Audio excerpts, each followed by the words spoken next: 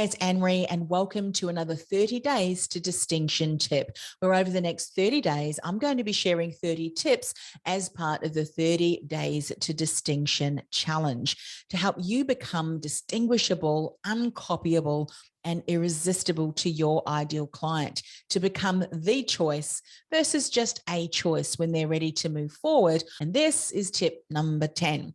Now, following on from yesterday's tip, and I spoke about two elements that are unique and uncopyable about you. And these are a blend of your characteristics and mannerisms. That's what we covered yesterday. And today I want to share another two elements that no one else can copy because they're unique to you and no one else. And when you weave these two elements into your story and into your message, no one else can copy them because it's not their journey, nor has it happened to them in the exact same way that it happened to you. And today I'm talking about markers and milestones. Markers and milestones. Now, markers are significant times in your life, significant events, such as challenges and struggles that you have had to face and overcome. And milestones, on the other hand, are the successes, they're the outcomes, the achievements that you have secured when facing those challenges. Now, when you think about markers and milestones, markers do need to be relevant to your ideal client. They have to be able to resonate with them. And they're most likely struggling with these challenges and problems and issues as well. And the milestones, similarly, have to be something that your ideal client resonates with, because most likely this is something that they're longing to achieve.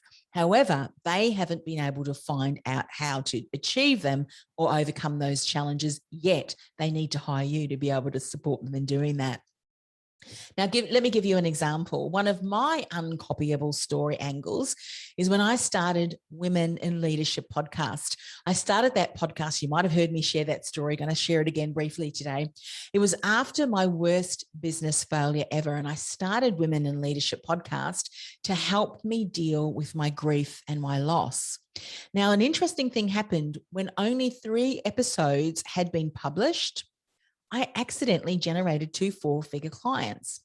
And I thought a few years later, if I could do that by accident, what would happen if I backtracked and looked at all of the steps that needed to be in place that enabled 2 women who had absolutely no idea who I was, Google brand and business consultant, come to my website, listen to the 3 episodes, have a bit of a look around, and then decide that I was the person that they wanted to work with.